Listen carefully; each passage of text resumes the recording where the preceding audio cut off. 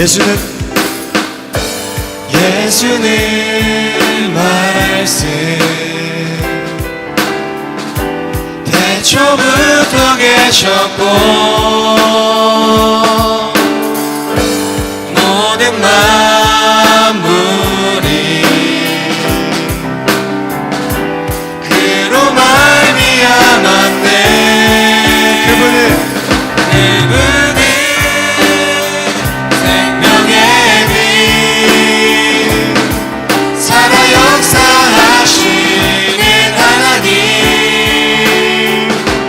그분은 생명의 빛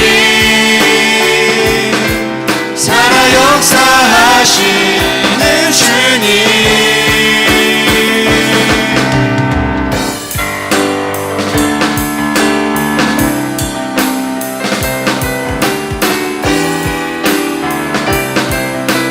다시 한번 고백하겠습니다. 예수는 말씀. 예수는 말씀 태초부터 계셨고 모든 만물이 그로 말미암았네.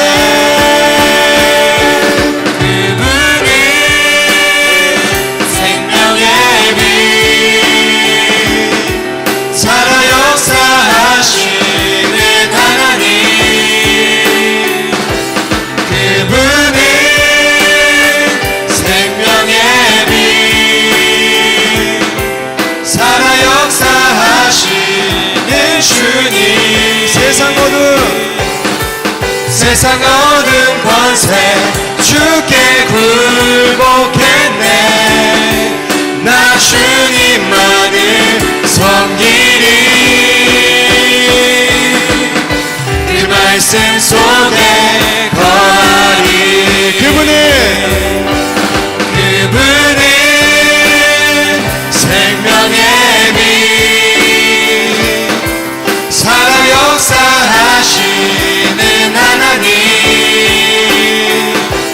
그분은 생명의 빛 살아 역사하시는 주님. 그분은 생명의 빛 살아 역사하시는 하나님. 그분은 생명의 빛 살아 역사하시는 주님. 그분은 생명의 빛 살아 역사하시는 하나님. 그분은 세상의 빛 살아 역사하시는 주님. 세상 어둠 권세 주께 굴복했네. 나 주님만을 섬기리. 그 말씀 속에 거하리. 그분은 생명의 빛. 그분은 생명의 빛 살아 역사하시는 하나님. 그분은 생명의 빛 살아 역사하시는 주님. 세상 어둠 권세 주께 굴복했네. 나 주님만을 섬기리. 그 말씀 속에 거하리. 그 말씀 속에 거하리. 우리 한 번 더. 그 말씀 속에 거하리. 할렐루야. 네. 오늘 본문의 말씀 요한복음 9장 5절부터 7절 말씀 같이 한번 읽겠습니다. 다 같이 읽겠습니다. 내가 세상에 있는 동안에는 세상의 빛이로다. 이 말씀을 하시고 땅에 침을 뱉어 진흙을 이겨 그의 눈에 바르시고 이르시되 실로암 못에 가서 씻으라 하시니 실로암은 번역하면 보냄을 받았다는 뜻이라. 이에 가서 씻고 밝은 눈으로 왔더라. 아멘. 예수님께서 이 땅에 뭘로 오셨다고요? 빛으로 오셨습니다. 창세기 1장 3절에도 첫째 날 창조한 것이 빛이었죠. 하나님이 빛이 있으라니 빛이 생겼다. 그 빛은 이 땅에 인간으로 내려오신 예수님입니다. 하나님이 예수님이고 예수님이 빛이신데 가만히 그 자리에만 계신다면 우리 인간들과의 관계가 없잖아요. 그래서 인간들에게 하나님의 빛으로 예수님께서 이 땅에 내려오신 것입니다. 빛이 있으라 하셨습니다. 원래 존재하지 않았던 빛은 하나님께서 만드신 자기 자신이에요. 마찬가지로 예수님 또한 하나님께서 이 땅에 보내신 자신의 모습입니다. 왜 이 어둠 가운데로 오셨을까요? 어둠 가운데 있는 우리와 하나가 되려고 온 것입니다. 그게 창세기 1장에 나온 얘기죠. 그러나 사람들은 자신이 어두운 곳에 있는 것을 깨닫지 못합니다. 본문의 말씀 9장 5절에서 창세기 1장 3절 창조 때 빛을 만드신 것을 얘기하면서 자신이 빛이래요. 그리고 9장 6절에는 땅에, 그러니까 흙에 침을 뱉어 진흙을 익으시고 그의 눈에 바르셨다. 예수님의 침은 물인가요, 불인가요? 당연히 물이겠죠. 예수님 속에서 나오는 물입니다. 그 물이 인간하고 섞였다. 예수님 자체가 하나님인데 하나님이 생수의 근원이니까 하늘에 있는 물을 땅에 있는 흙에 섞어 그것을 눈에 발라주셨다는 얘기입니다. 나는 땅이고 물은 예수님이죠. 그 물이 나에게 입혀졌다는 말은 다시 말해 예수와 내가 섞였다는 말입니다. 뭘 설명하는 거예요? 인간은 흙이다. 소경을 보고 흙에서 왔으니 흙으로 돌아가라. 나를 섞어 생기가 들어가라. 창세기 2장 7절 말씀에 생기를 그 코에 불어넣으시니 사람이 생명이 되었다. 다른 말로 하자면 내가 너희에게 생명수를 부었다. 나라는 호흡을 물을 섞었다. 그러니 살아나더라. 여러분, 예배에 생기가 없으면 예배는 실패합니다. 말씀이라는 물이 여러분과 섞이지 않으면 여러분의 예배 실패입니다. 예수님의 침이 나를 정결하게 했어요. 우리는 원래 하늘에서 내려오는 생수, 그 위에서 오는 빛과 구분되어 있는 존재인데 예수님을 통해 우리가 하나님과 하나가 되었다. 이것을 예배라고 합니다. 예수의 침이라는 생기의 불, 말씀이 여러분과 섞이면 여러분의 예배 성공할 것입니다. 어둠 가운데에서 빛으로 옮겨질 것입니다. 요한복음 9장 7절 말씀에 실로암에 가서 씻고 밝은 눈으로 왔더라. 보냄을 받았다. 누가? 하늘에서 이 땅에 보냄받은 자가 예수님이니까 어디에서 씻으라는 거예요? 예수님에게 와서 씻어라. 예수님의 몸된 교회에 와서 씻어라. 예배 성공하시길 바랍니다. 예배 성공은 예수님의 몸된 교회에서 말씀으로 주님과 하나 되는 것입니다. 내가 주님 안에, 주님이 내 안에 거하시게 되면 예배 성공합니다. 날마다 예배 성공하시길 바랍니다. 생수의 그 생명의 근원 대신 주님으로 가득 차기를 주님의 이름으로 축원합니다. 다 함께 찬양하겠습니다. 우리 시간 찬양하면서 귀한 헌금 드리는 시간 갖도록 하겠습니다.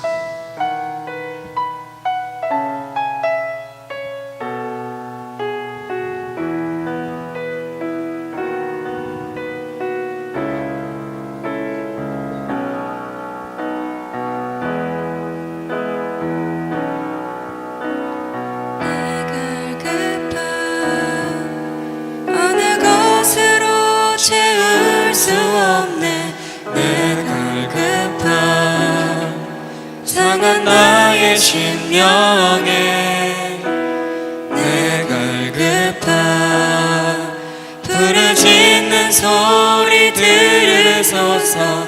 내 갈급한 주의 음성 들리네.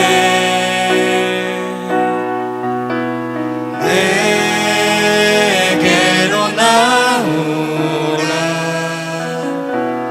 영원히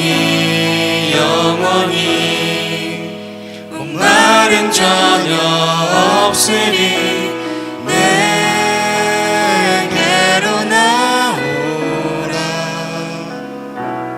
가까이 가까이 생수의 근원 되신 주께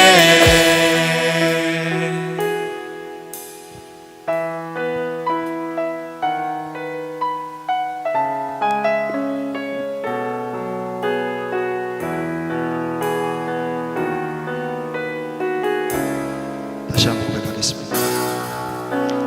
내 갈급함 어느 것으로 채울 수 없네.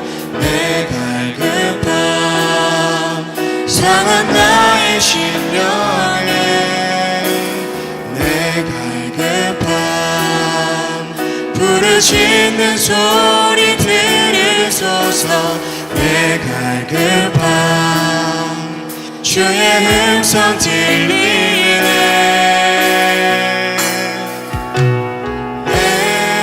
내게로 나오라. 영원히 영원히 목마름 전혀 없으니 내게로 나오라. 가까이 가까이 생수의 근원 되신 주께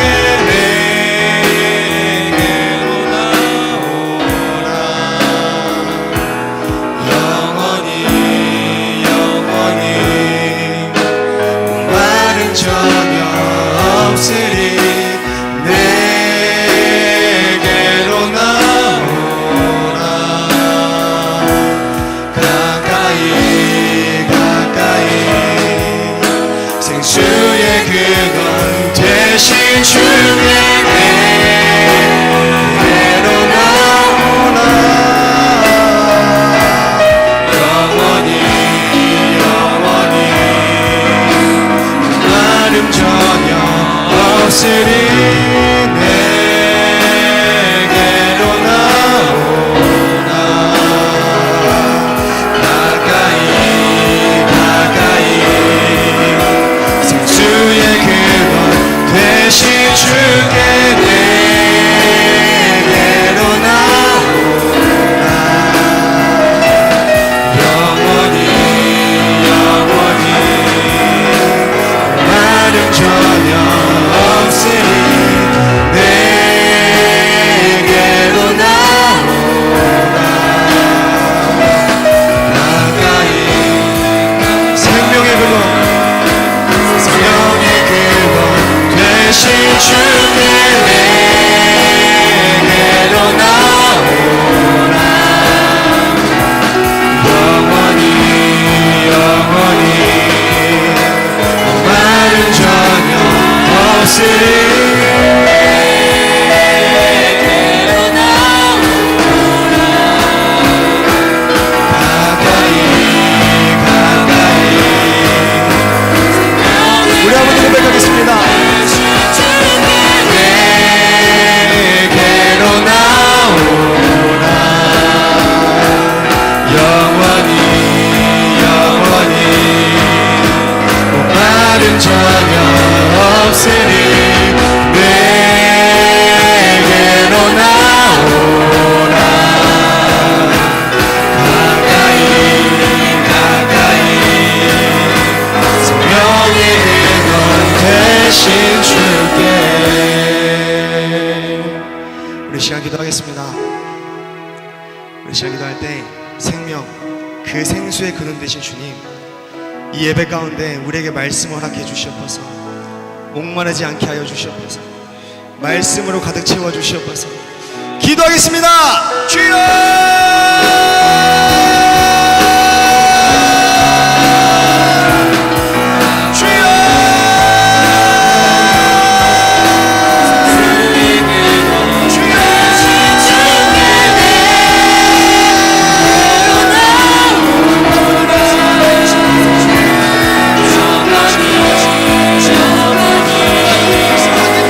나를 전혀 없으니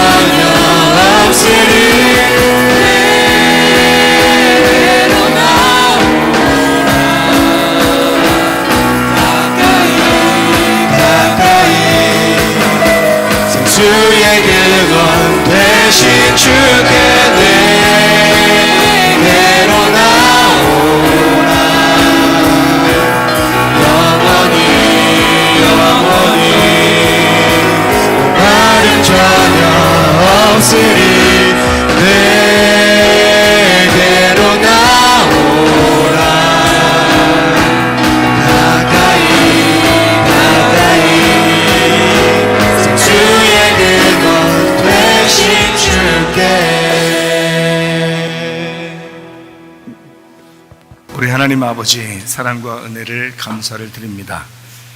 하나님 앞에 귀한 예물 드립니다. 주님 나라 천국에 쌓아지게 도와주시고 하나님이 기쁘게 받으실 만한 예물 되게 하옵소서. 구체적으로 선교하는 것과 구제하는 일에 많이 쓰여지게 도와주시옵고, 하나님 우리가 가진 모든 것이 다 하나님의 것인 것을 인정합니다. 우리의 시간과 물질과 몸과 마음을 하나님 받아 주시옵소서. 우리에게 말씀 주셔서 그 말씀으로 하나가 되게 하옵소서. 주의 생명을 얻고 살아가게 도와 주시옵소서. 예수님 귀하신 이름 받들어 기도 올려옵나이다. 아멘. 주님께 감사합니다.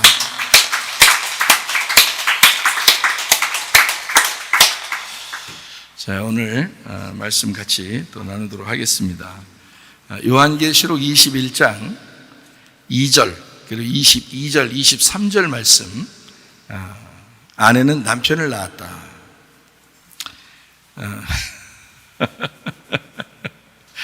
또 내가 봄에 거룩한 성 새 예루살렘이 하나님께로부터 하늘에서 내려오니 그 준비한 것이 신부가 남편을 위하여 단장한 것 같더라.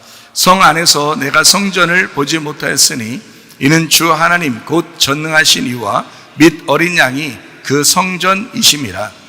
그 성은 해나 달의 비침이 쓸데없으니 이는 하나님의 영광이 비치고 어린 양이 그 등불이 되심이라. 아멘. 좀 생소한 이야기죠. 아기는 다 엄마가 낳는 거죠. 그런데 요한계시록에 이제 도달하면, 우리가 말씀을 도달하면, 요한계시록에 가면 성경은 영으로 쓰여 있구나라는 것을 깨닫게 되고, 시공간을 초월합니다. 그러니까 시간과 그 공간을 초월하는 게 바로 요한계시록의 말씀이에요. 그러니까 그 말씀, 그러니까 차원을 넘어서서 그 속에 있는 내용을 알게 되면 이 성경이 굉장히 입체적으로 되어 있다는 것을 우리가 알 수가 있어요. 그러다 보니까 제가 이제 그 시간을 초월한, 그러니까 공간을 초월한 하나님의 말씀들을 좀 이제 깨닫게 되고, 또 사람들에게도 이런 말씀들이 있구나라는 것을 좀 소개하고 그랬으면 좋겠다, 이런 생각이 드는 거예요. 요한계시록을 이제 많이 공부를 하다 보면 이제 분명히 영의 책이라는 것을 우리가 알 수 있습니다. 그냥 글자적으로 우리가 이해하면은 요한계시록을 이해하기가 참 힘들어요. 글자적으로 이해하면 그림이나 그려지고 뭐 이러면서 별로 이해하기가 참 힘들어지는데, 우리는 보이는 세계를 보이는 것으로 믿는 사람들이 아니고 보이지 않는 세계를 보이지 않는 믿음으로 믿는 사람들이에요. 그러니까 이것은 분명히 영의 책을 영으로 바라봐야 된다는 거죠. 그래서 성경을 성령이 오시기 전에는 사람들이 오해할 수밖에 없었어요. 왜냐하면 글자로 되어 있으니까 성경이. 그런데 성령이 오시니까 이 성경을 영으로 보게 되겠단 말이에요. 그러니까 영으로 보는 사람들만 이제 이게 성경이 풀어지도록 이렇게 되어 있단 말이죠. 그러니까 예수님이 오시면은 수건이 벗겨진다 그러잖아요. 그죠? 수건이 뭐겠어요? 수건을 벗어놓고 다녀라, 수건을 쓰고 다녀라 하진 않잖아요. 예수님도 이제 나사로를 부활시킬 때 수건을 벗겨줘라 그러잖아요. 그게 이제 그 수건이라고 하는 게 우리 육체예요, 육체. 율법이 좋아하는 육체란 말이에요. 그게 수건이라고요. 그러니까 예수님이 오시면 그 수건이 벗겨지는 거예요. 그러면 이제 얼굴과 얼굴을 보게 되고 이제 눈으로 직시하게 되는 거죠. 수건을 이렇게 덮으면은 귀로만 듣잖아요. 그러니까 율법을 귀로 듣고 그래도 자기가 알았다 이렇게 하지만 사실 눈으로 보면 다르죠. 그래서 눈으로 보면 이제 정확하게 말씀을 알아갈 수가 있는 겁니다. 이런 것처럼 성경을 이제 좀 입체적으로 영적으로 보게 되니까 우리는 엄마가 아이를 낳지만 사실 결혼하고 나면 아내와 남편이 있는데 아내가 남편을 낳아요. 부부가 어떤 사람들은 아기가 있는 사람이 있고 아기가 없는 사람이 있죠. 근데 아기가 없는 사람들은 생각할 때 나는 자식을 못 낳아서 어떡하지? 성경으로 보면 옛날 같으면 자식을 못 낳으면 그 배는 죽은 배라고 그러거든요. 성경에서 보면. 그래서 여자들이 이제 아기를 낳기 위해서 굉장히 애쓰는 장면을 우리가 창세기 38장에서 다말에서 볼 수가 있죠. 다말이라고 하는 여자는 자기의 시아버지임에도 불구하고 자기의 배에 씨를 남겨달라는 그런 아주 그 간곡한 말을 이제 자기 속에다가 심는 거죠. 그 정도로 아기가 중요한 거거든요. 아기를 낳는 사람하고 아기를 낳지 못한 사람하고는 굉장히 차이가 있는 거죠. 그런데 우리가 이것을 성경을 이제 가만히 보면 입체적이라고 했잖아요. 그러면 이건 성경에서 이야기하는 거고, 이 세상에서는 결혼해서 아기도 없는 사람이 있고 아기도 있는 사람이 있단 말이에요. 그렇죠? 그러면 성경은 뭐라고 우리에게 말씀하시느냐 이거예요. 그럼 우리는 진짜 성경에 있는 글자대로 우리는 봐야 되는가? 그게 아니죠. 성경은 뭘로 보라 그랬냐면 내용으로 봐라 그랬죠. 그죠?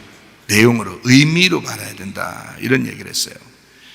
이 성경의 내용, 그 의미로 보면은 우리가 이제 그 자궁이라는 그 배가요, 언약의 말씀이란 말이에요.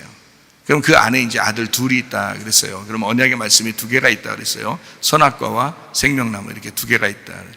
그래서 에서와 야곱이 나오고 가인과 아벨이 나오고 뭐 이렇게 이스마엘과 이삭이 나오고, 그렇죠?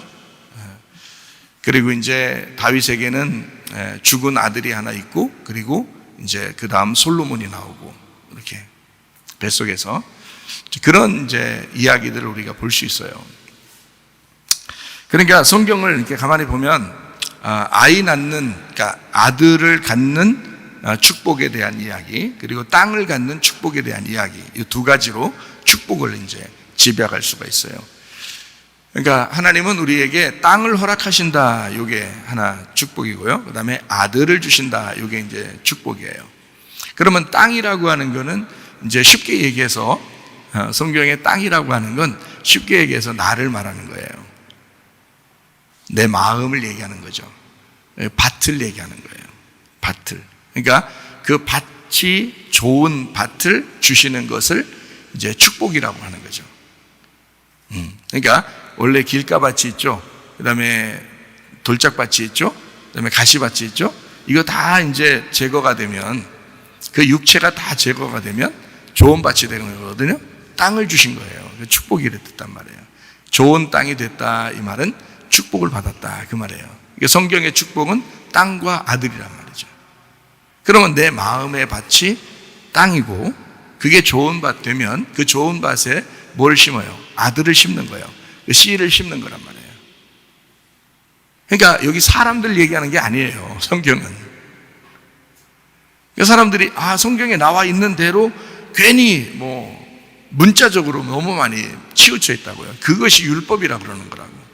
그렇게 율법적으로 살지 말라고 해도 사람들이 거기에 매여 있고, 율법적으로 구원받을 수 없다고 그렇게 얘기해도 율법적으로 자꾸 성경을 본다고요. 그렇게 하면 안 된다고. 성경은 내용이 있다고요. 의미가 있다고. 그러니까 땅과 아들에 대한 축복이에요. 그 시 아들이라고 하는 게 누구겠어요? 예수님이에요. 하나님의 아들은 예수님 한 분밖에 없어요.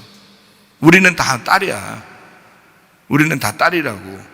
남자들도 다 딸이에요. 하나님 보실 때는 원래는 딸이에요. 아들은 하나밖에 없어요. 예수님밖에. 그래서 예수님을 내 마음에 받아들여, 씨가 심어지잖아요. 그럼 그 사람이 아들이 되는 거예요. 그러니까 딸이 아들 되는 거야. 그게 성경이에요. 어떻게 해요? 그렇다는데. 그러니까 아들은 예수님밖에 없는 거고, 우리 모두는 다 딸이에요. 그러니까 딸이 없으면 예수님이 이 땅에 올 필요가 없어요. 딸이 있어야 예수님이 신부를 맞아들이지. 그렇잖아요? 딸이 없으면 예수님이 올 필요 없잖아요.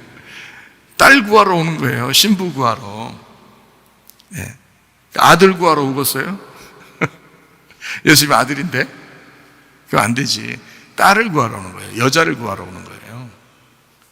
그래서 요한계시록에는 음녀가 나오고 신부가 나오는 거다. 그래서 음녀를 신부 만들어서 자기 어린 양의 그 신부를 만들어서 영원히 살게 하는 게 그게 요한계시록의 결말인 거거든요. 그러니까 우리는 딸인데 음녀란 말이에요. 딸인데 음녀였어요. 그래서 우리가 신부가 돼서 신랑을 만나게 되는 게 이제 성경이기 때문에 그렇게 신부가 돼서 정결한 처녀로 주님을 이제 어린 양 대신 신랑을 만나는 것이다라고 이렇게 중매를 해주는 사람이 있었는데 그게 바로 누구냐면 바울이었습니다. 바울. 그러면 지금 이 시간에는 누가 여러분을 그렇게 중매하고 있나요? 제가 중매하는 거예요. 바울이 예수님은 아니잖아요. 무슨 말인지 알겠어요? 바울이나 나나 똑같다고요. 베드로나 바울이나 나나 똑같은 중매쟁이라고요. 우리는 진짜 사는 건 중매쟁이하고 사는 게 아니라 신랑하고 사는 거지. 중매해줬다고 중매쟁이하고 살겠어요? 그렇지 않죠. 신랑을 만나게 해주면 그 신랑하고 사는 거예요. 중매쟁이는 빠지는 거야. 신랑을 진짜 만나게 되면요. 침례 요한이라는 사람이 중매쟁이였어요. 중매쟁이. 그런데 이제 예수님이 오셨죠. 그러니까 이스라엘 백성들에게 이 중매쟁이가 굉장히 의로웠거든요. 근데 예수님이 이제 오니까 이 중매쟁이가 빠져야 되잖아요. 예수님 만나게 해야 되니까 자기가 빠져야 돼. 그래서 예수님을 소개하고 예수님은 내 뒤에 오시는 분은 진짜 내가 신들매도 감당치 못한 분이다. 대단하신 분이다. 그분을 만나야 된다. 그분은 성령과 불로 침례를 주시는 분이다. 나는 물로밖에 침례를 못 주지만 그분은 불과 성령으로 침례를 주시는 분이야. 그렇게 소개를 하고 자기는 어떻게 해요? 잡혀서 죽는 겁니다. 그래서 목이 잘리죠. 침례 요한은. 목이 잘린 사람은 요한계시록 20장에 보면 목이 잘린 사람이 천년왕국에 들어간다 그랬죠. 목이 잘린 사람. 그러니까 이 침례 요한이 가장 의로운, 그러니까 예수님을 이 땅에서 사람들에게 중매한 가장 의로운 중매쟁이였어요. 그 침례 요한이. 그래서 자기는 이제 나갔죠. 이거를 목이 나갔죠. 그리고 예수님을 이제 만나게 해준 거예요. 그게 사명입니다. 중매쟁이는 그 사명을 감당하다가 주님이 네가 요때까지 사명을 감당해야 돼 하는 곳까지만 사명을 감당하는 거예요. 그리고 가는 거예요. 저도 마찬가지고 바울도 마찬가지고 베드로도 마찬가지예요. 침례 요한도 마찬가지예요. 우린 중매쟁이에요. 그렇게 중매하고 다른 사람을 주님 만나도록 그렇게 만드는 것입니다. 그게 우리들이 해야 할 일이다. 고린도후서 11장 2절 말씀, 내가 하나님의 열심으로 너희를 위하여 열심을 내노니 내가 너희를 정결한 처녀로 한 남편인 그리스도께 드리려고 중매함이로다. 이렇게 되어 있습니다. 그러니까 바울이 뭘로 중매를 하려고 했다고요? 정결한 처녀를 만들어서 예수님에게 중매해야 되겠다. 음녀를 중매하면 중매쟁이가 뺨 맞잖아요. 음녀를 예수님이라는 신랑한테 중매하면 뺨 맞는다. 그래서 음녀를 신부 만들어야 돼. 정결한 신부로 만들어서 신랑이신 예수님 만나게 해주는 게 중매쟁이들의 하는 일이에요. 바울도 중매쟁이였기 때문에. 그러니까 사명이 굉장히 좀 무겁죠. 왜냐하면 음녀를 신부 만들어야 되니까. 그죠? 정결한 처녀를 만들어야 되니까 무겁죠. 그래서 신부가 이제 되면 남편이 신부의 아기가 됩니다. 제가 이제 입체적이라고 얘기했잖아요, 성경을. 요한계시록에 21장 22절을 우리가 보면 성 안에서 내가 성전을 보지 못했다. 이는 주 하나님 곧 전능하신 이와 및 어린 양이 그 성전이다. 이랬어요. 그러면 성전이 어린 양이죠? 하나님입니다. 근데 그게 그 성전이 성 안에서 안 보여요. 그럼 성은 누구를 얘기하는 거예요? 요한계시록 21장 2절에 보면 뭐라고 돼 있어요? 또 내가 보면 거룩한 성 새 예루살렘이 하나님께로부터 하늘에서 내려오니 그것이 뭐라고요? 그 준비된 게 정결한 처녀로 준비된 게 신부라는 거죠. 신부가 남편을 위하여 단장했다는 거잖아요. 그죠?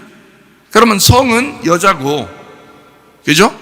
그러면 그 속에 있는 어린 양 되신 성전은 그 성 안에 들어있잖아. 근데 안 보이잖아.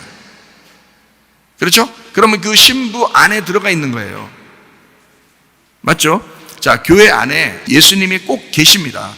어린 양 대신 예수님이 신랑으로서 계신데 안 보인다 그랬죠? 교회만 보인다 그랬죠. 그죠? 예. 그러니까 신랑 대신 예수님이 성전인데 안 보여요. 신부만 보여요. 그러면 뭐 하고 있는 거예요? 자, 엄마가 아기를 이렇게 잉태했어요. 이렇게 아기를 이렇게 임신을 해. 임신하면 아기가 보여요, 안 보여요? 안 보이죠? 근데 10달이 되면, 10달이라는 게 손가락 10개, 발가락 10개, 10개를 보면 10계명도 10계명이잖아요. 완전하단 말이에요. 10달이 되면 이제 이 10계명 같이 그 말씀의 완성이 오면 이 뱃속에서 이게 표시를 안 내고 싶어도 점점점 표시가 나요. 처음에는 표시가 안 나. 씨가 심겨졌을 때, 이 아들이 잉태가 됐을 때 이게 표시가 안 나다가 점점 10달이 가까울수록 계속 표시가 나기 시작해요. 출산하고 싶다는 얘기죠. 그죠? 그래서 이게 임신을 하게 되면 안 보이는데 엄마가 혼자 걸어 다니는 것 같아요. 근데 안에 누가 있어? 자세히 보면 아기가 있어요.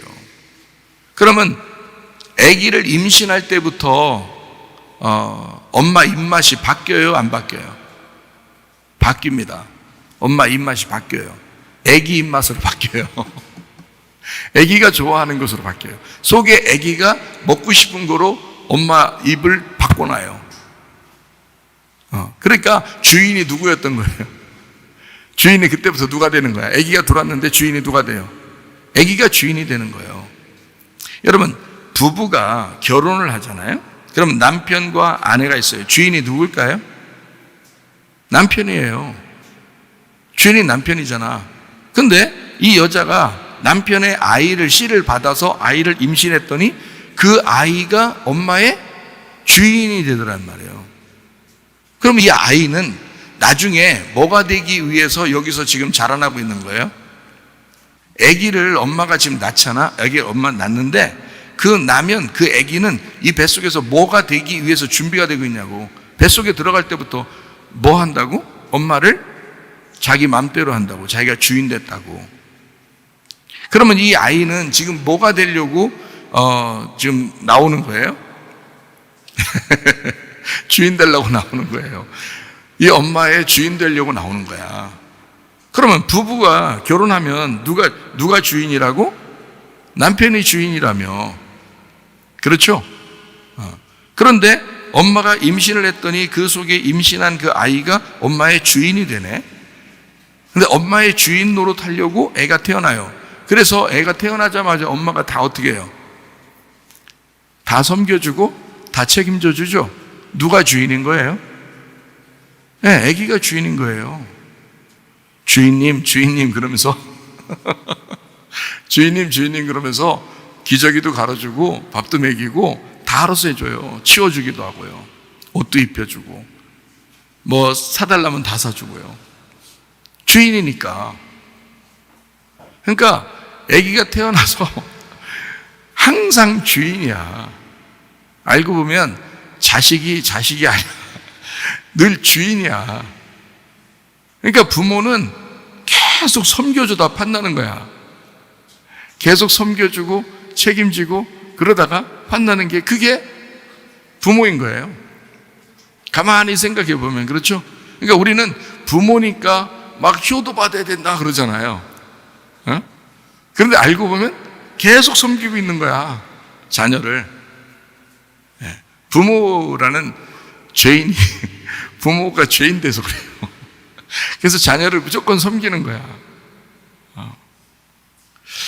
자, 이제 오늘 이제 주제로 넘어가서 한번 얘기를 해봐요. 성경적으로 보면 우리의 속에 우리 여자라는 엄마는 우리는 언약의 말씀이라 그래요. 성경적으로 보면 언약의 말씀인데 이 속에 언약의 말씀으로 누가 잉태가 되는 거예요? 예수님이 잉태가 되는 겁니다. 우리의 아들로, 하나님의 아들이 우리의 아들로 잉태가 되는 거예요. 우리 속에. 그럼 10달이 되면 표시 안 내고 싶어도 계속 10달이 되면 여러분 10달보다 더 많이 교회 다녔죠? 근데 표시도 안 나. 그러면 안 돼. 제가 보니까 은혜 받고 그 다음날부터 표시가 나더라고. 금방. 입맛이 바뀌고 생활 패턴이 바뀌고 생각이 바뀌고 다 바뀌더라고. 은혜를 받으니까. 근데 10달도 넘게 교회를 다니면서도 표시도 안 나는 사람도 있어. 그거 이상하지? 그럼 안 돼. 속에서 아기가 자라나면 반드시 10달 동안 자라나면 표시를 내기 싫어도 계속 이렇게 막 쪼여서 이렇게 옷 이렇게 입어도 점점 나와요. 이 표시가 나게 돼 있어. 아기가 나오고 싶어가지고 이 속에서 부활하고 싶으니까 계속 이제 표시가 나게 돼 있어요. 이 아이를 잉태했다가 이제 이 아이를 출산해요. 그래서 이 아이를 이제 잉태하고 출산했는데, 자, 하나님의 아들이에요. 하나님의 아들이라는 예수님을 우리가 말씀으로 잉태를 했어요. 이 말씀이 10달이 되니까 표시가 나가지고 뭐 내보낼 수밖에 없는 거예요. 그래서 이 아이가 부모를 떠나, 이 부모잖아요, 내가. 부모를 떠나 이 아이가 출산이 되는 거야. 출산이 돼. 출산이 되니까 이 부모를 떠난 그 아들은 누구하고 합해서 한 몸을 이루어야 돼요? 네? 여자하고 합해서 한 몸을 이루어야 되겠죠? 남자가 부모를 떠나 여자와 합하여 한 몸을 이루어야 되잖아요. 그래서 이 엄마로부터 이제 떠났어요. 나로부터 떠났더니 그 아이가 자라나서 성인이 됐네요. 그러니까 부모를 떠났으니까 이제 떠나서 성인이 되니까 여자를 구해야 되잖아. 근데 누구를 구하겠어? 정결한 처녀를 구하겠죠. 정결한 처녀를 구하는 거, 음녀를 구하는 게 아니야. 정결한 처녀를, 중매쟁이한테 잘 소개받은 정결한 처녀를 구하는 거예요. 그래서 그 여자하고 결혼하는 거야. 그러면 그 아들이 남편이 되는 거예요. 그러니까 예수 믿는 모든 사람들은 다 사실은 예수를 믿게 되면 다 아들을 낳은 거예요. 그 아들이 우리의 남편인 거지. 자, 이거를 이제 여러분에게 효도한다고 하죠. 효도. 사람들이 아기 나면은 아들, 우리나라 옛날에는 다 아들 낳으려고 그렇게 열심히 노력했는데, 아들 낳으면 효도해요? 아들 낳으면 뭐 자동차 태워준다 그래. 자가용 태워준다. 네. 근데 딸 낳으면 비행기 태워준다 돼. 옛날에 그런 말이 있어요. 그러니까 그만큼 이제 뭐 딸 낳으면 좋다 뭐 이런 얘기 하는 거, 이제 아들 낳으면 좋은데 그거는 그냥 가만히 있어도 다 무조건 좋아하니까, 딸 낳으면 안 좋아할 것 같으니까 좋게 얘기해 주려고 그렇게 한 거겠죠. 우리나라에서 옛날에 그러잖아요. 그런 이제 아들을 왜 낳는 거예요? 옛날 우리나라 사람들은 다 제사 지내는 것 때문에 아들을 낳는다. 우리 조상들은 이제 자기를 계속해서 자기를 모실, 그러니까 자기를 모시고 제사를 드리는 걸 사람들은 효도라고 생각한 거예요. 그죠? 효도라고, 효도 받으려고 아들을 낳아야 된다고 생각한 거예요. 근데 알고 보면 다 의미 없는 일인데 그거를 이제 효도받는다 생각한 거죠. 그러면 아들 낳아서 효도받는 것도 있지만 딸을 낳아도 효도받을 수가 있죠. 그죠? 요즘에는 뭐 딸, 아들 구분 없이 다 잘해주잖아요, 부모한테. 효도하는 거죠. 그러면 이 세상에서 가장 효도를 잘하는 사람이, 잘 생각해요, 여러분. 자녀이겠어요? 남편이겠어요? 여자들 잘 생각해봐. 어? 자, 여자가 아이를 낳아서 아들을 낳든 딸을 낳든 아들이든 딸이든 자기한테 효도하는 게 커. 남편이 자기한테 효도하는 게 커. 자식이 자기한테 아무리 효도해도 남편만큼 효도가 안 돼. 여자들이요. 남편이 최고 효자야. 다시 말하면, 쉽게 얘기하면 남편이 아내가 죽을 때까지 돌봐주잖아. 그죠? 그럼 죽을 때까지 효자야, 그 남편이. 그러면 10아들 부럽지 않네? 10아들 안 낳아도 남편이 있으면 되네. 그게 아들이네. 그러니까 남편이 사실은 아내에게 있어서는 가장 큰 효자요, 아들입니다. 근데 그게 참 성경적이죠. 아내가 남편을 책임져요, 남편이 아내를 책임져요? 아내가 남편을 책임지는 겁니다. 남자들이 철들면 어떻게 된다 그래요? 간다 그러지, 일찍.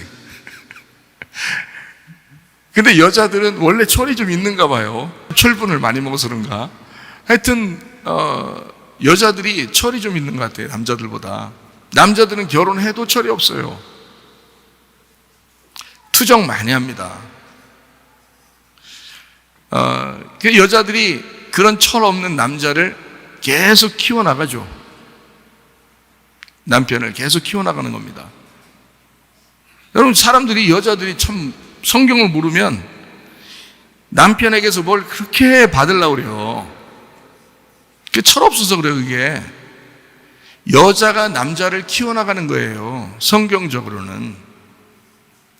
성경에 남편이신 예수 그리스도가 내 뱃속에서부터 내가 키우는 거야. 성경에 나와 있잖아요. 신부가 그 신랑을 뱃속에 넣고 키우는 거라고. 그러니까 남편은 하나의 아들이에요. 이건 딸이 될 수가 없어. 남편이니까. 남편이니까 무조건 아들이야. 기가 막히죠? 기가 막혀. 그러니까 여러분은 결혼했다면 무조건 아들 난 거야, 그게. 아들 하나 난 거야. 남편만큼 좋은 아들이 어디 있어? 잘 생각해봐. 에? 우리 자녀들이 다 크니까 우리 집사람이 좀 심심하다 그래. 심심하다니까 아들 있잖아, 여기. 나만큼 좋은 아들이 어디 있어? 내가 얼마나 많이 효도하는데 내가 너무너무 잘해주잖아. 나만 잘해준 게 아니야. 사실 나를 나답게 만든 게 우리 아내입니다. 제가 태어날 때부터는 우리 어머니가 그렇게 나를 위해서 희생하셨어요.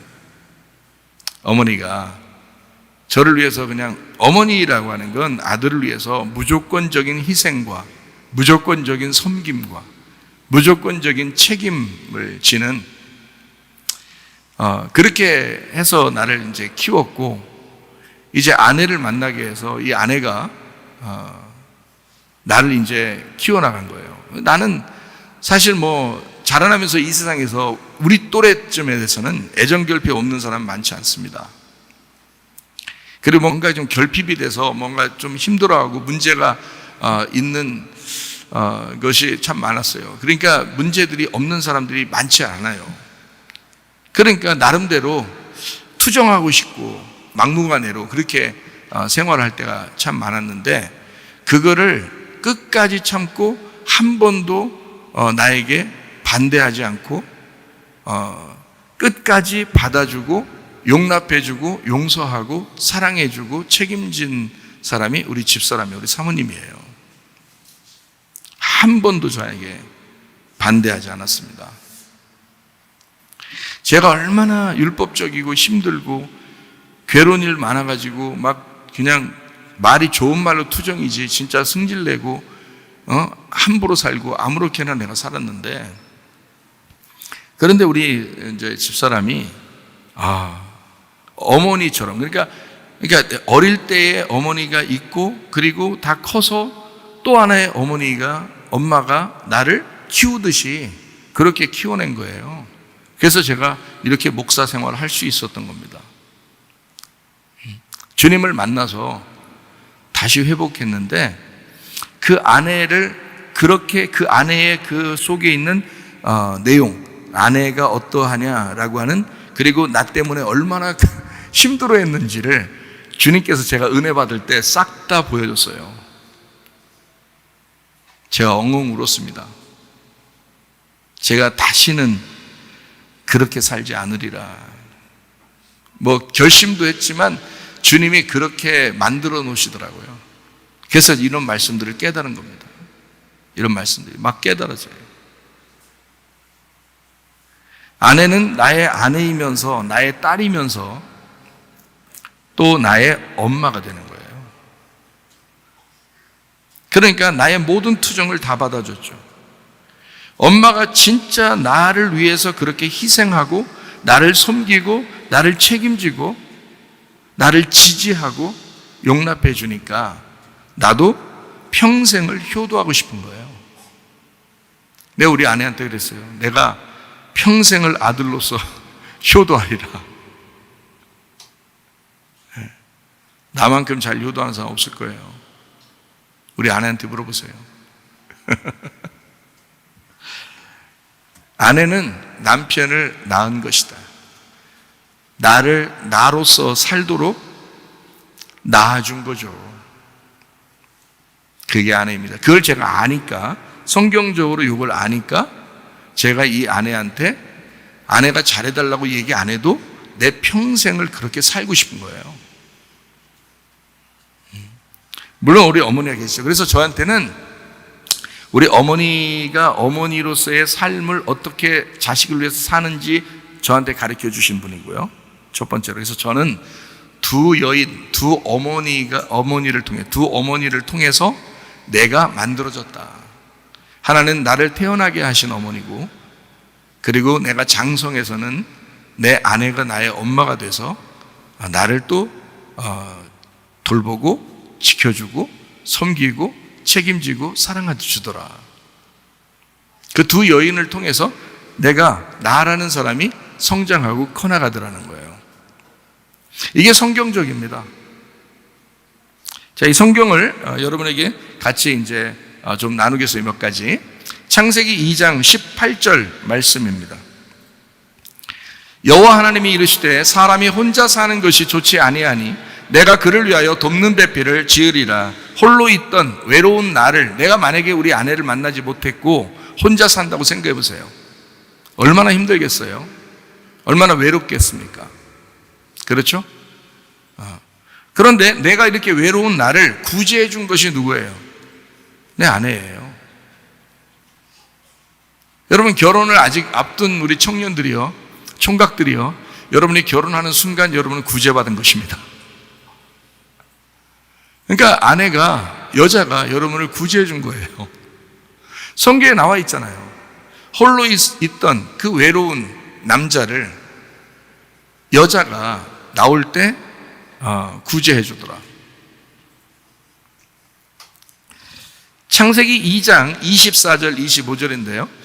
이러므로 남자가 이제 부모를 떠나 그의 아내와 합하여 둘이 한 몸을, 한 육체를 이룰지니라. 아담과 그의 아내 두 사람이 벌거벗었으나 부끄러워하지 아니하니라. 다시 말해, 어머니의 품을 떠나, 어머니가 날 낳으셨지만 이제 어머니와 함께 평생을 살 수 없는 거예요. 장성하니까 그 품을 떠나는 거죠. 그러니까 그 품을 떠났는데, 만약에 그 엄마가 너는 내 아들이야, 그러니까 네 아내보다 나한테 더 신경 써, 이런 식으로 우리 어머니는 안 그러셔요. 뭘 해도 아내와 같이 하라 그래요. 저보고. 내가 만약에 뭐 맛있는 거 먹어야 되겠다 생각하면 어머니가 아내하고 같이 가라고 그렇게 해요. 어딜 간다 그러면 꼭 사모님하고 같이 가라 그래요. 만약에 내가 영화표가 있어서 영화를 보여드린다고 이렇게 영화 보여드릴까요? 사모님 먼저. 항상 우리 어머니는 우리 집사람 먼저예요. 왜? 결혼했으니까. 내가 장성한, 결혼한 사람이니까. 부모님을 떠나야 되거든요. 근데 그거를 못 떠나는 부모가 많습니다. 그래서 그 밑에 있는 며느리들이 굉장히 힘들어하는 경우가 있어요. 성경적이 아니에요. 그거는 부모를 떠나야 돼요. 장성했으면 이제 어머니의 그늘에서, 어머니의 돌봄에서 떠나야 되는 것입니다. 아쉬워도 떠나보내고, 그리고 한 여자를 만나게 해서 결혼을 하게 만드는 거야. 한 아내의 남편이 되도록 만들어내는 거죠. 그게 창세기 2장 24, 25절의 말씀이에요. 처음부터 하나님은 그렇게 약속을 했다고요. 그러니까 여러분, 이 말이 뭐예요? 내가 이 뱃속에 하나님의 말씀이라는 어린 양 예수를 내가 잉태하고 출산하게 되면 그가 장성하여 나의 남편이 된다 이 말이죠. 나의 남편이 되도록. 그러면 그렇게 되려면 나는 옛날의 여자가 아니라 이제는 새로운 여자가 돼야 된다는 거죠. 정결한 처녀, 신부가 돼야 된다. 이게 이제 성경의 말씀입니다. 그러니까 항상 모든 남자들은 두 명의 여자를 통해서, 두 명의 어머니를 통해서 이 세상에서 살아간다. 한 명은 나를 태어나게 하신 어머니요, 한 명은 나를 돌보고 나를 섬기고 지켜주고 보호해주는 그런 어머니다. 이해가 되시겠습니까? 그 어머니에게 자기 아들을 맡겼으면 그냥 둬야 되는 거예요. 자꾸 간섭할 필요도 없는 거죠. 성경적이죠. 야, 우리 부모가 모일 거니까 니네 맨날 와. 너 맨날 와요. 힘들게. 자기도 며느리였었으면서. 자기도 며느리였었을 때 힘들었잖아. 피곤했잖아요. 그 억지로 했잖아요. 요즘 애들은 더 젊으니까 더 자유롭게 해줘야죠. 더 젊으니까. 우리 때 고생했으니까 니네 더 고생해. 이건 그건 안 되고, 우리 고생했지만 너희들은 고생 안 했으면 좋겠어. 너희들 둘이 잘 살아. 이게 가장 잘해주는 거예요. 너희들 둘이 잘 살아, 이게. 그게 가장 잘해주는 거예요. 안 돼. 나부터 먼저 챙겨야 돼. 이러면 꼬장입니다. 큰일 나는 거예요. 그러니까 이제는 며느리가 아니라 또 하나의 엄마로서 인정해줘야 된다는 거지. 자기 아들의 엄마가 되는 거예요. 이해가 됩니까? 결혼식 할 때 그 며느리를 이렇게 안아주잖아요. 시어머니들이 이렇게 안아주잖아. 왜 안아주는 거야? 그냥 하라니까 하는 거야? 그렇게 하는 게 아니야. 네가 내 일을 대신 맡았다. 엄마로서 이제 엄마의 직분을 너에게 넘겨준다 이거야. 내 아들을 내가 이제까지 키웠거든. 근데 며느리야, 이제는 네가 내 며느리지만 이 내 아들의 엄마야. 이래서 안아주는 거 아니야? 저만 이렇게 생각했나? 뭐도 모르고 그냥 막 안아주고 그냥 결혼하라니까 순서대로 한 거 그런 거예요? 안 돼. 무식한 거야. 오늘부터는 좀 알아요. 성경을 우리 봤잖아. 요한계시록을 보았잖아. 한 여자는 자기 아들을 낳는 어머니지만 또 그 아들이 나의 남편이 되는 거예요. 그 아들이 나의 남편이니까 어때요? 내 며느리가 나잖아. 이해가 돼요? 그래서 며느리와 시어머니가 서로 원수다 그랬지. 마태복음 10장에 원수다. 그럼 원수로 끝까지 갈게요? 둘이 갈라져서 너는 며느리고 나는 시어머니야. 이렇게 갈 거예요, 끝까지? 아니죠. 이웃돼야지. 에? 둘이 친구가 돼야죠. 그러니까 며느리가 시어머니가 되고 시어머니가 며느리가 돼서 하나가 돼야 되겠죠. 그게 사랑이야. 여러분 선악과로 자꾸 원수 만들니까 그렇게 원수 되는 거예요. 시어머니와 며느리가. 그거 하지 말라는 거지. 지금 시어머니가 그 아들을 지금 며느리에게 맡길 때는 내 일을 대신해 달라고 맡기는 거잖아. 그러니까 어머니가 된 거지. 시어머니와 똑같은 위치죠. 간섭하면 안 되지. 넌 며느리니까 내 말 들어. 이게 아니고 가르치려 들는 게 아니죠. 서로 협력하는 거지. 필요할 때 얘기하면 도와줄 수 있죠. 그러나 명령하거나 가르치려 들면 안 된다는 것입니다. 어머니니까, 내 아들의 어머니니까. 참 성경만 이런 얘기할 수 있어요. 입체적이니까. 다른 어디에서도 이렇게 얘기할 수 없죠. 왜냐하면 입체적인 성경에서만 이런 얘기를 할 수 있는 거니까. 성경에서 내 남편은 예수님이십니다. 그리고 내 아들도 예수님이십니다. 성경에서는요. 그래서 오직 아들은 예수님이고 오직 남편은 예수님이에요.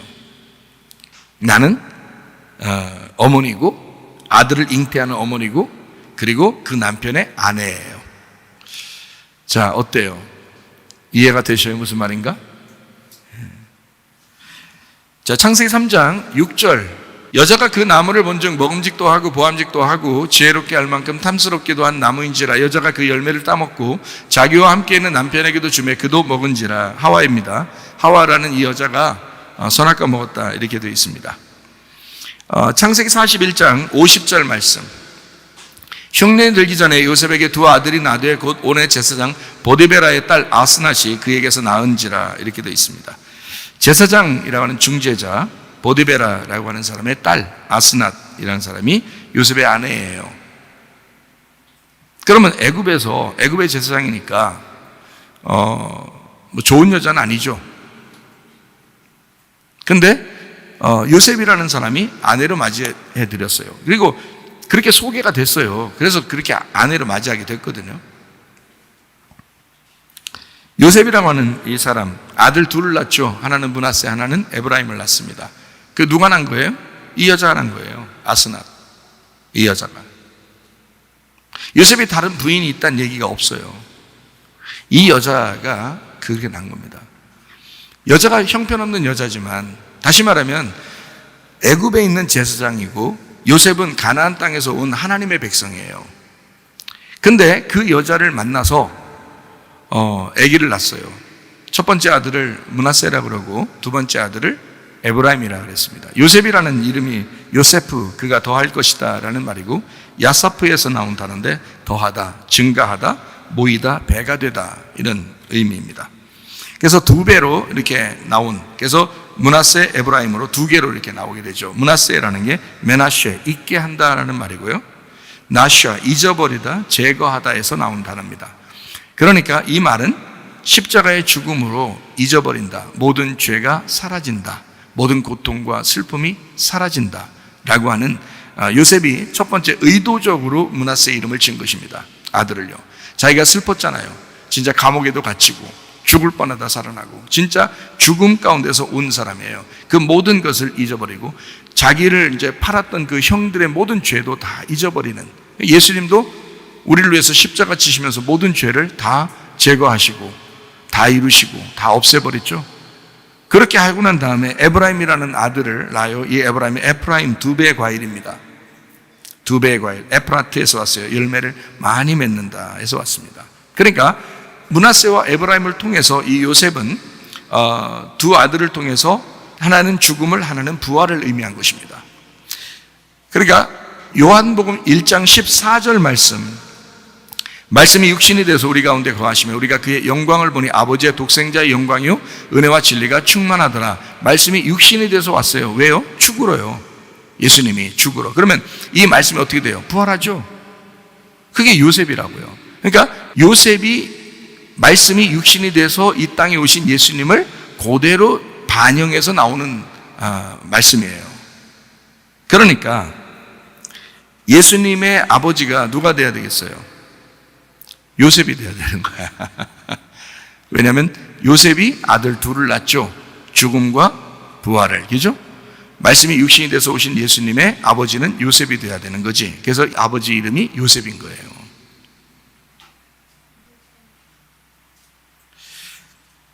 자, 어머니 이름은 어때요? 예수님의 어머니 이름은 어떻게 돼요? 마리아죠? 마리아. 그 마리아가 어디서 나온 이름이에요? 구약에 있는 미리암에서 나온 이름이에요. 그럼 미리암의 이름은 어디서 나온 이름이에요? 마라에서 나온 이름이에요. 그럼 우리가 한번 성경 찾아볼까요? 마라를 출애굽기 15장 23절 마라에 이르렀더니 그곳 물이 써서 마시지 못하겠으므로 그 이름을 마라라 하니라. 그러니까 마라에서 온 이름이니까 마라는 일단 써요. 써. 15장 25절 26절 모세가 여호와께 부르짖었더니 여호와께서 그에게 한 나무를 가리키시니 그가 물에 던지니 물이 달게 되었더라. 어떻게? 나무 때문에요. 나무가 십자가거든요. 그 십자가가 그 쓴 걸 다 독을 빨아들인 겁니다. 그러니까 나머지 물이 달게 된 거예요. 원래 단물이 있었던 게 아니라 쓴 물밖에 없는데 쓴 독을 나무가 빨아들인 거야. 그러니까 나머지 물이 달게 됐다 이런 뜻이에요. 자, 거기서 여호와께서 그들을 위하여 법도와 율례를 정하시고 그들을 시험하실세 이르시되 너희가 너희 하나님 나 여호와의 말을 들어 순종하고 내가 보기에 의를 행하며 내 계명에 귀를 기울이며 내 모든 규례를 지키면 내가 애굽 사람에게 내린 모든 질병 중 하나도 너희에게 내리지 아니하리니 나는 너희를 치료하는 여호와임이니라. 이 유명한 말이 여기에서 나와요. 나는 너희를 치료하는 여호와라. 이게 어디서 나오냐면 마라의 쓴물에서 나온 겁니다. 마라의 쓴물에서. 자, 예수님이 이 땅에 오신 목적이 뭔지 알겠죠? 치료하시래요. 여러분을 치료하시기 위해서, 여러분의 몸과 여러분의 영혼의 병을 치료하시기 위해서 오신 분이시다. 우리 주님 의지할 만하죠? 예, 주님이 이런 분이란 말이에요. 마라의 쓴물에서, 그래서 거기서 태어나야 된다. 마라의 쓴물에서. 그래서 마라라고 하는 게 쓴이란 단어, 이게 마르에서 나온 단어인데요. 이게 괴로운이란 단어입니다. 괴롭게 출생. 그래서 아기를 낳을 때마다 엄마들이 다 어떻게 해요? 즐겁게 낳는 사람 없죠. 괴롭게 난단 말이에요. 그게 쓴물이라고요. 아기를 낳을 때마다 쓰게 나온다고, 괴롭게 나온다고요. 그 고통이라고, 이게 선악과의 고통이죠. 출애굽기 15장 20절 21절 말씀, 아론의 누이 선지자 미리암이 손에 소구를 잡으며 모든 여인도 그를 따라 나오며 소구를 잡고 춤추니 미리암이 그들에게 화답하여 이르되 너희는 여호와를 찬송하라. 그는 높고 영화로우시며 말과 그 탄자를 바다에 던지셨음이로다 하였더라. 미리암이 찬양하는 거예요. 찬양 인도자입니다. 제사장 그 족보에 있는 그 가족이에요. 레위 족속이고, 그리고 찬양 인도자예요. 예배 인도자. 미리암이요. 대단하죠? 민수기 12장 1절을 봅니다. 모세가 구스 여자를 취하였더니 그 구스 여자를 취하였으므로 미리암과 아론이 모세를 비방하니라. 오호. 자, 민수기 12장 10절. 구름이 장막 위에서 떠나가고 미리암은 나병에 걸려 눈과 같더라. 아론이 미리암을 본 적 나병에 걸렸는지라. 자, 이 미리암은 제사장격의 예배 인도자였어요. 찬양 인도자. 그런데 모세를 비방하다가, 그러니까 말씀과 대적하다가 나병 걸렸어요. 여러분. 그러니까 이런 여자예요. 이런 여자. 자, 마리아라는 이름이 어디서 왔다고요? 미리암에서 왔다고. 그 미리암이 어디서 왔다고? 마라에서 왔다고. 다 좋은 이름이에요? 나쁜 이름이에요? 나쁜 이름이에요. 여러분. 이 세상에 있는 나쁜 이름과 같은 나. 근데 그 안에 예수가 잉태된다는 거지. 나라는 육체 안에, 나라는 진흙 안에 생기가 들어간다는 거지. 나라는 육체 안에 말씀이 들어온다는 거지. 그럼 우리는 사는 것입니다. 이해가 되시겠어요? 네. 놀라운 진리의 말씀이죠. 마태복음 1장 19절 봅니다. 그의 남편 요셉은 의로운 사람이라 그를 드러내지 아니하고 가만히 끊고자 하여. 더 나빠. 가만히 끊고자 해요. 대놓고 끊고자 하여 이것도 아니고 가만히 끊고자 해요. 더 나빠. 자, 요셉이에요. 그러니까 예수님의 아버지가 요셉이라는 거 분명히 아시겠죠? 요셉입니다. 자, 23절. 보라, 처녀가 잉태하여 아들을 낳을 것이요 그의 이름은 임마누엘이라 하리라 하셨으니 이를 번역한즉 하나님이 우리와 함께 하시다. 거기 처녀가 잉태하여 아들을 낳는다라고 되어 있습니다. 마태복음 1장 25절 말씀, 아들을 낳기까지 동침하지 아니하더니 낳음의 이름을 예수라 하니라. 자, 처녀라고 하는 그 처녀가 이사야 7장 14절에 나와 있는 처녀거든요. 그러므로 주께서 친히 징조를 너희에게 주실 것이라. 보라, 처녀가 잉태하여 아들을 낳을 것이요 그의 이름을 임마누엘이라 하라. 여기 처녀가 그 처녀예요.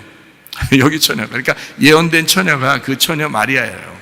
그렇죠? 근데 여기 처녀가 이사야 7장 14절에 있는 이 처녀는 알마라는 단어거든요. 이 알마라는 단어가 어떤 단어냐면 베일을 쓰는 이란 단어고 남의 눈에 띄지 않는 처녀예요. 이게 에렘에서 왔어요. 에렘이라는 단어는 시야에 들지 않는 이란 단어입니다. 이게 아람에서 왔어요. 아람은 가리다, 숨기다, 눈 먼 이런 뜻입니다. 세상 남편이 있지만 숨겨진. 그러니까 요셉이 있지만 요셉하고 상관없이 마리아가 아들을 낳았죠. 성령님에 의해서. 그러니까 요셉이 있지만, 그러니까 남편이 있지만 감추어진 여자. 그러니까 결국에는 성경적으로 보면 마리아가 예수님을 낳을 수밖에 없었던 거예요. 왜냐하면 자, 마리아, 미리암, 마라에서 왔죠. 그리고 남편이 하나 있었는데 마라라는 죄인에게서 나와야 되니까. 그래야 십자가가 던져지니까. 이해가 돼요? 그래서 마라, 미리암, 마리아에 있는 그 여자를 고른 거죠. 마리아라는 이름이 얼마나 많았겠어요. 그리고 예수님이라는 그 메시아를 잉태하고 싶어서 기다리던 사람이 그때 당시에도 수십 명 있었다고 그래요. 그 당시에. 이때쯤 되면 메시아가 나오지 않을까? 그러면 그 처녀에게서 잉태해야 되니까 뭐 어떤 사람은 결혼도 안 하고 막 기다리던 사람도 있고 어떤 사람은 결혼하고도 기다리는 사람들이 있었단 말이에요. 자기 뱃속에 메시아가 오지 않을까 해서. 근데 마리아가 선택된 거예요. 마리아. 그러니까 하나님은 일부러 그 마리아를 선택한 거죠. 어떤 사람? 남편이 있으면서 그럼에도 불구하고 감추어진 그 여자를 선택을 한 거죠. 우리 그 처녀라고 하는 이 단어가 원래 구약에서 알마라고 할 때는 남편이 있는 처녀거든요. 그런데 에스더서 2장 3절에 보니까 전국 각 지방의 관리를 명령하여 아리따운 처녀를 다 도성 수산으로 모아 후궁으로 들여 궁녀를 주관하는 내시의 해계의 손에 맡겨 그 몸을 정결하게 하는 물품을 주게 하시고 할 때 거기 아리따운 처녀를 구할 때 그 에스더가 나왔죠, 그죠? 예, 그 처녀는 베툴라라는 처녀예요. 그게 정결한 처녀입니다.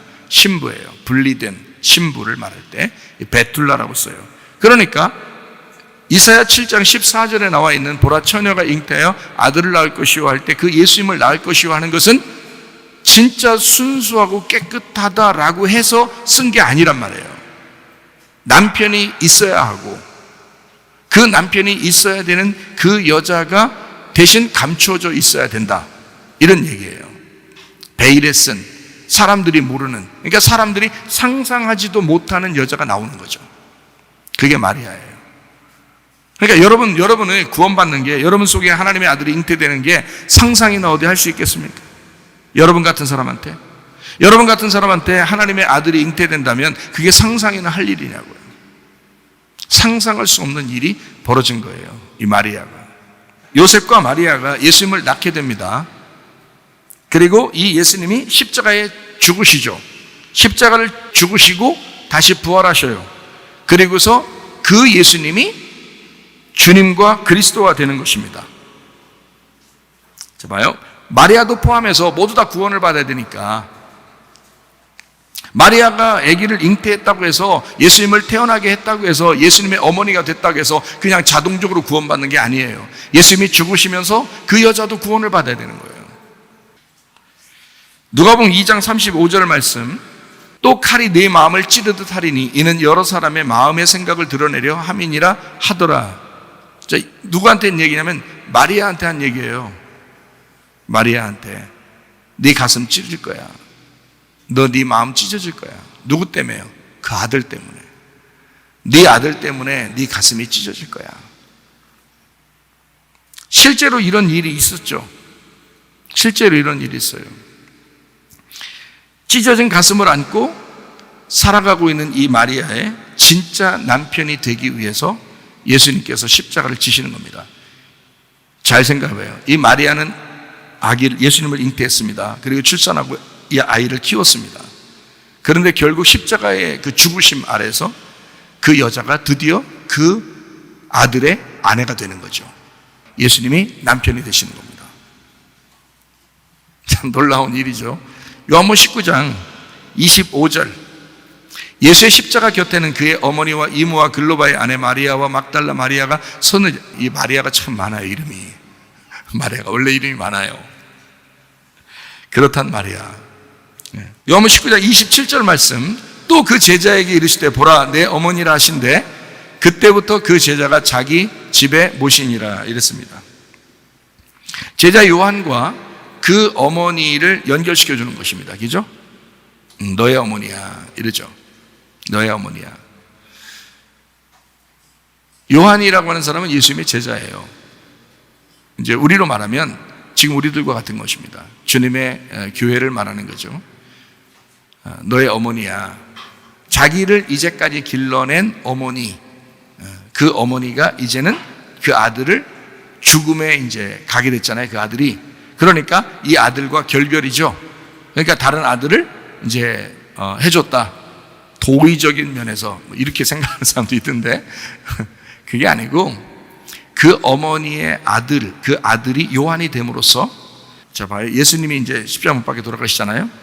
그 아들의 교회가 요한인 거예요. 그러니까 그 교회를 어머니에게 맡기고 어머니를 교회가 맡도록 한 거예요. 그게 언약의 말씀의 관계입니다. 교회는 언약의 말씀을 맡았고 언약의 말씀은 교회를 보호하는 거예요. 이렇게 맡겼단 말이에요. 예수님이 십자가 못 박혀 돌아가시면서 어머니와 그 아들을 다시 연결해 줍니다. 예수님은 뭐 됩니까? 예수님은 그때부터 이제 뭐가 될 거니까? 남편이 될 거니까. 참 이상한 얘기들이죠. 이제 예수님이 돌아가실 때는 마리아와 요한을 연결시켜 놓고 그리고 이제 돌아가셔요.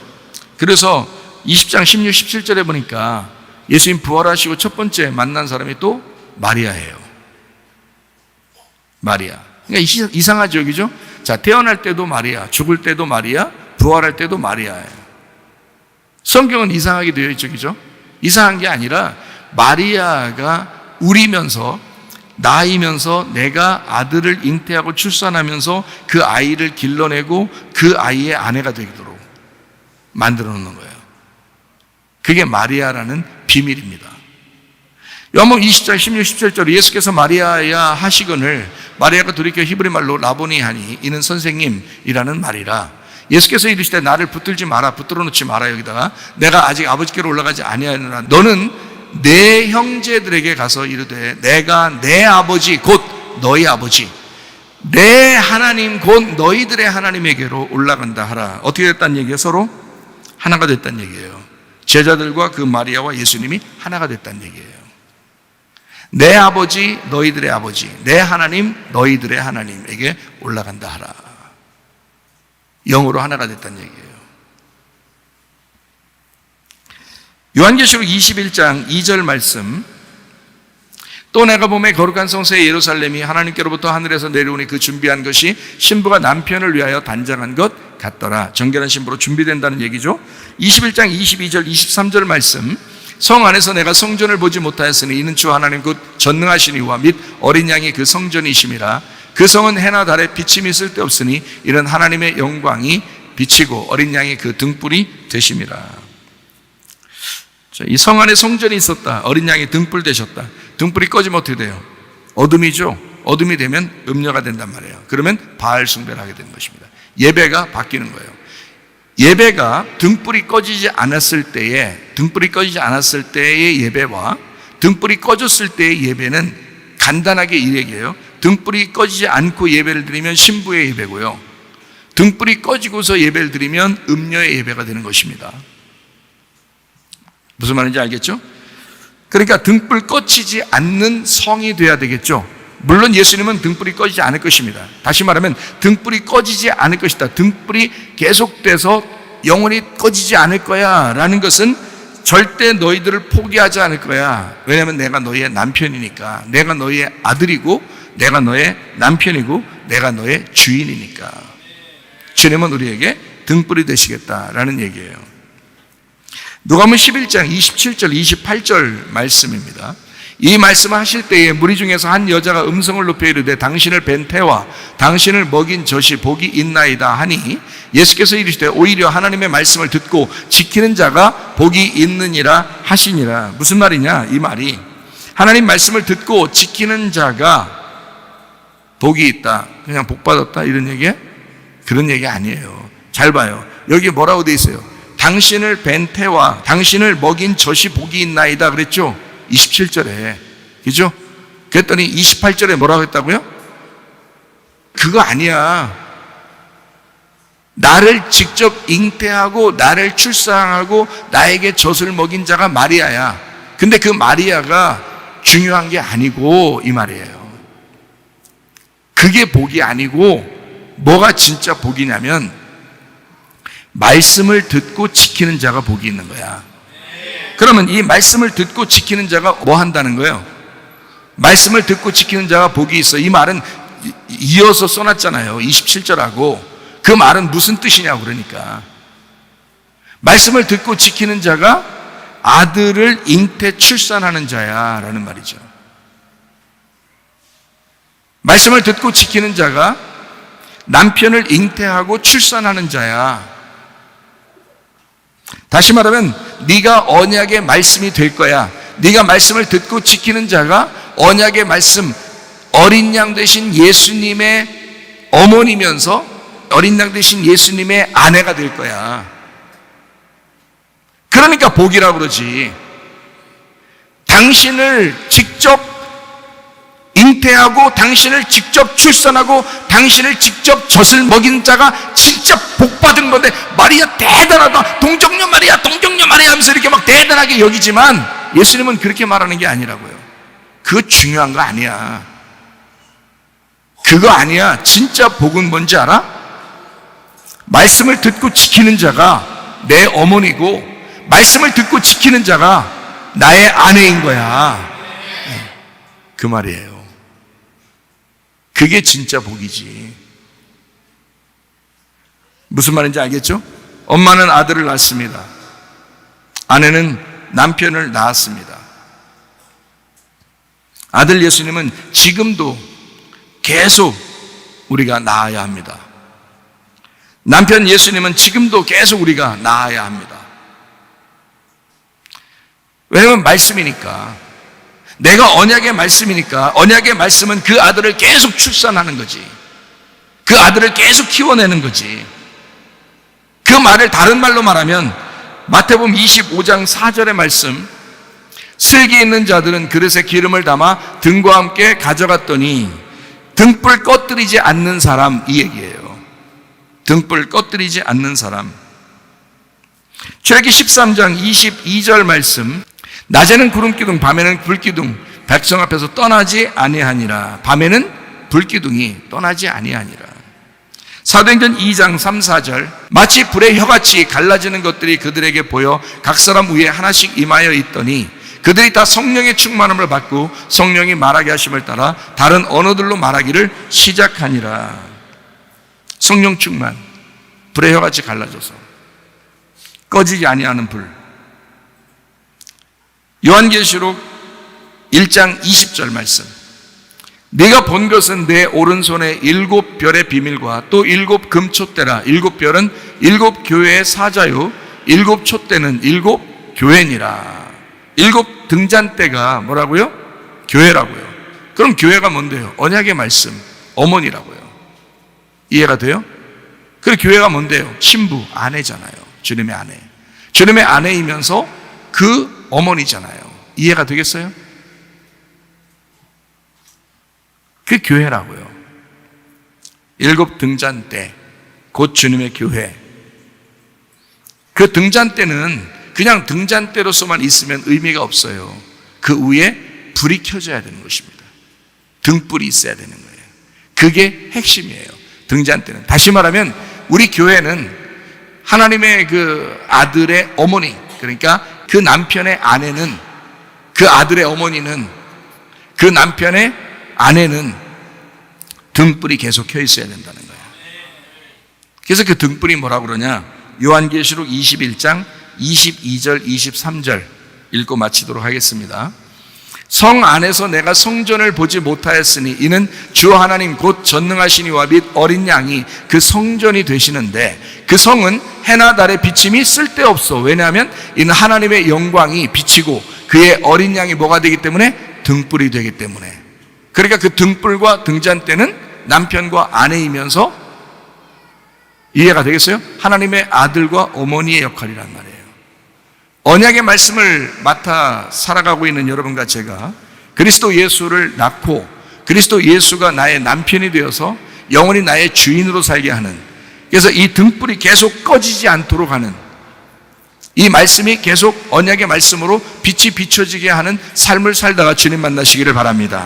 우리 한번 기도하겠습니다. 기도할 때 우리 하나님 아버지, 내가 그의 말씀을, 주님의 말씀을 내가 잉태하게 하시고 출산하게 하시고 또 그 말씀의 아내가 되게 하셔서 진실로 그 말씀이 내 속에서 끊이지 않고 그 등불이 꺼지지 아니하고 계속해서 그 등불이 켜져서 살아갈 수 있는 주님의 사람으로 살다가 주님 만나게 해달라고 우리 한 목소리로 기도하겠습니다. 우리 하나님 아버지, 사랑과 은혜를 감사를 드립니다. 주님만이 영광 받아주시고 주님만이 감사를 받아 주시옵소서. 하나님 아버지, 우리 하나님 아버지, 우리의 아들이면서 또 우리의 남편이 되신 우리 주님과 함께 그 주님과 우리가 언약의 말씀으로서 아버지 주님과 동행하다가 주님 만나게 도와 주시옵소서. 치유자 되신 우리 주님 역사에 주옵소서. 마라와 같고 미리암과 같고 마리아와 같은 나를 위하여 하나님 내 남편이 되시고 내 아들이 되셔서 하나님 그대로 나와 함께 동행하신 우리 주님 치유자 하나님이시여 역사에 주시옵소서.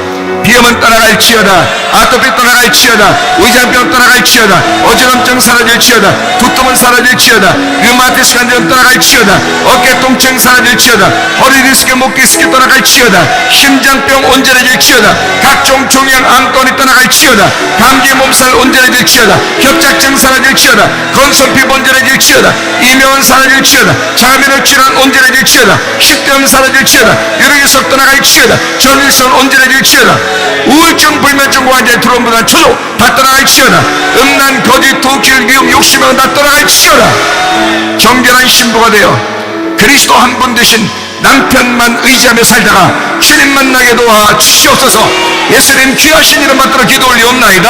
아멘. 주님 감사합니다. 우리 하나님 아버지 역사하시고 인도하심을